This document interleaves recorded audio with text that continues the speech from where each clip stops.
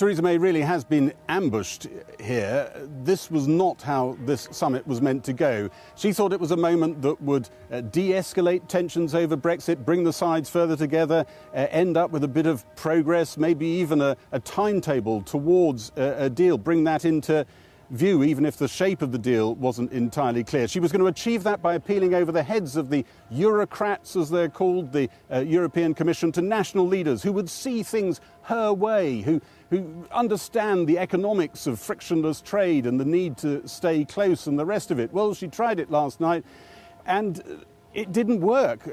Tonight they came out at their press conferences and in various statements saying that her Chequers plan still wasn't acceptable. Theresa May's theory about why this has happened is that it is them, the EU, playing hardball. This is tactics in the negotiations. She came to a press conference looking visibly angry, I have to say, and made that point in language, you know how cautious she is, in language which was pretty unfamiliar. She pretty much said that the plans that the EU had come up with were not serious, not credible. So it leaves you at the end of this summit wondering, is this a blip, a pretty major blip, but just a tactical thing?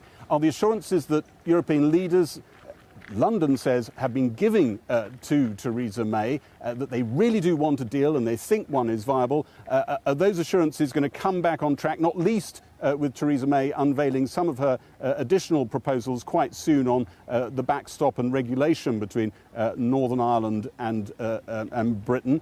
Could this all just be swept away, or is this a case of Britain, as some would argue it has done in the past, completely misreading European leaders, maybe misjudging how much, for them, the politics of the EU project regularly trumps economics? This is how day 2 of the Salzburg summit went. After 28 leaders posed for the group photo, nearly all of them went back to the meeting room for the next session. One leader said her goodbyes. Theresa May wasn't allowed back in for their next discussion about her Brexit plan. But she waited around, keen to make a last good impression on leaders before they returned to the table.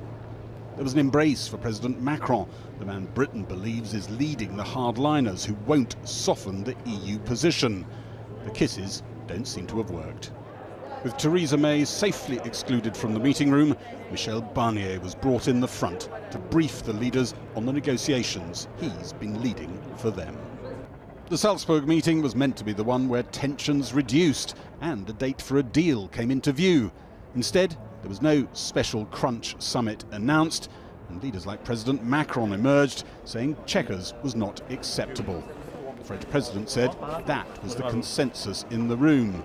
And then the European Council president, thought to be friendlier than some to the British position, confirmed that. Everybody shared the view that while there are positive elements in the Chequers proposal, the suggested framework for economic cooperation will not work. At her press conference, Theresa May appeared angered and suggested the EU was simply playing hardball. I have always said that these negotiations were going to be tough. And at various stages of these negotiations, different tactics would be used as part of those negotiations. She tried a little hardball herself. She was ready to walk out of talks. But let nobody be in any doubt that, as I've always said, we are preparing for no deal. So that if we get to the position where it is not possible to reach a deal, then the British people can be confident that we will have done what is necessary to ensure we make a success of leaving the European Union, regardless of the terms on which we do so. Amongst those listening at the door, Ollie Robbins, the chief official negotiating Brexit.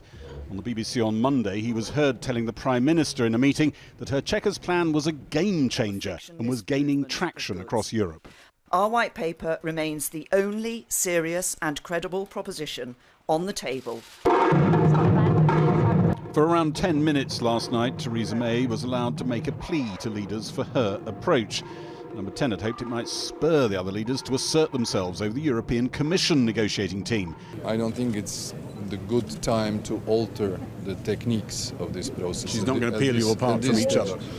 No, I don't think that is the method. At the end of the day, it will have to be agreement we'll all have to sign up, so and has to go through the European Parliament. So we need a wide support. This morning amongst the leaders there was only one outspoken ally for Britain. We should have a fair approach and to have a good deal with them, how to continue. I think some of your colleagues are trying to punish them, maybe pushing them. No, it's a very general approach. Mr. Orban, But we have a camp, quite number of countries. Hi, President. Who would? How are you? There are some others, like Hungary, who don't like that kind of approach, and we would like to have a fair Brexit. But for many here, Viktor Orban has near pariah status. I think the solution to the problem of migration. Don't let them in, and those who are in, send home. That's so simple. Good meeting, but we're a long way off yet. In reality, the morning meeting between Theresa May and the Irish Taoiseach was said to be anything but good. Theresa May seems to have been surprised by how badly things went here. She's promising new proposals on the regulation checks and Northern Ireland soon. Europe is demanding much more dramatic change and is saying the October summit in 4 weeks' time is the deadline. There had been a hope in Number 10 that this summit would be a shot in the arm for the Chequers proposals. The EU leaders have effectively, I think, shot Theresa May, winged her, maybe shot her in one of her legs. She has only days to go before the Tory party conference, one of the really big tests that this was meant to help her through. Her project now looks truly friendless, and her opponents are already making hay and will be making hay with this next week. What does she do from here? Does she, as she was talking about in that press conference, push ahead with plans for no deal? We know most of the people she admires in government think no deal is a very dark place to go, and she's more or less said that herself in some of her statements. Does she reach, as David Davis, the ex-Brexit secretary, would like her to do, for the free trade agreement he says is sitting nearly mint condition in the safe in his department? That would be an extraordinary turnaround. She'll probably plough on with her approach, but given how wounded they're feeling in Number 10 tonight, you wonder with what success. Gary Gibbon in wonderful Salzburg, thanks very much. Well, we sent our chief correspondent Alex Thompson on a road trip today across the great Brexit divide, from the beaches of North Berwick through the Tweed Valley and down into the post-industrial heartland of Ashington in Northumberland. And there was an interesting consensus and message. Just get on with it. Alex is in Ashington first now. Alex, over to you. Certainly am, Matt. Yes, the memorial pit wheel here in Ashington, in what was once not just the biggest pit village in the UK, but they say the biggest one in the world. And it marks the end of a very varied journey, different landscapes, different industrial and agricultural heritage that we move through today from East Lothian. And of course, different views of Brexit on both sides of the border, as you would expect. We expected division, we expected strongly expressed opinions. Obviously, we got those, but we didn't expect that message coming from both sides, from Brexiteers and Remainers alike. And it's a pretty strong message, albeit, I should stress, completely unscientific, of course. Pretty strong message to the Prime Minister.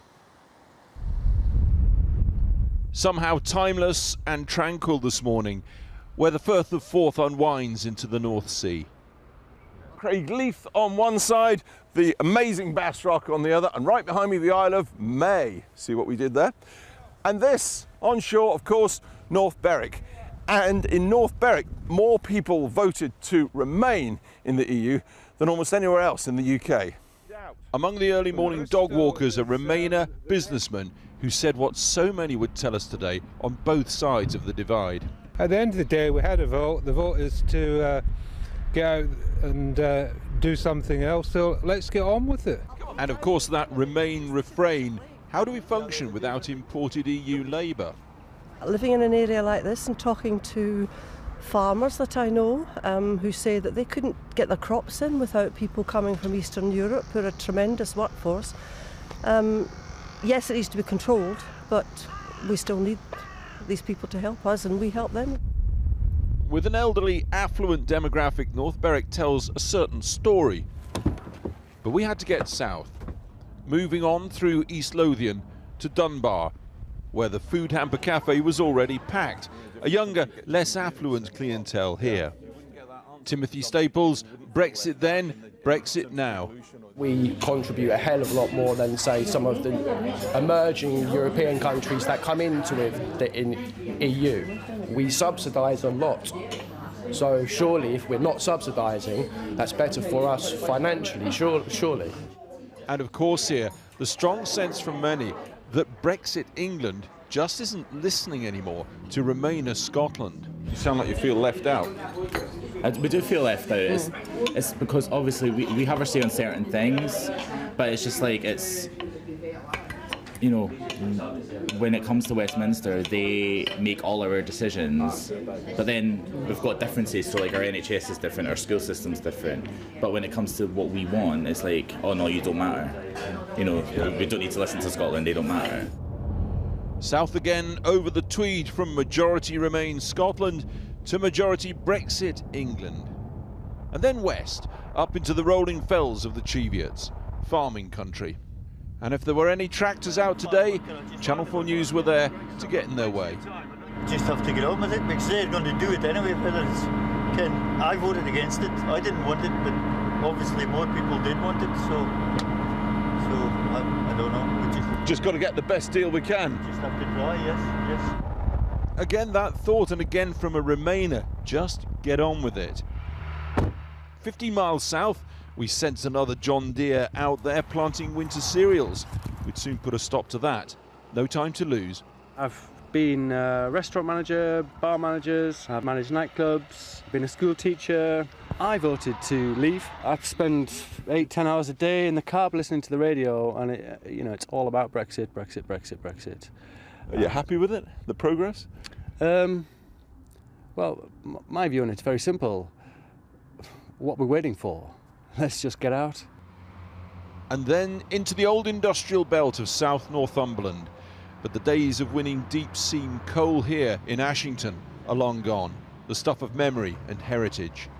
Northumberland generally is a strongly Brexit area. I think the EU's just too greedy. They want too much money.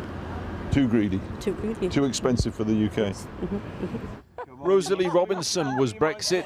Now, though, she's not so sure. Well, I just thought, really, probably listening to a lot of people, and a lot of people will say, no, we'll do it, leave, it'll be better off, but I don't know if we are. Even so, Rosalie, like so many we heard from today, from the beaches of North Berwick to the mining legacy of Northumberland, said those 5 words: just get on with it.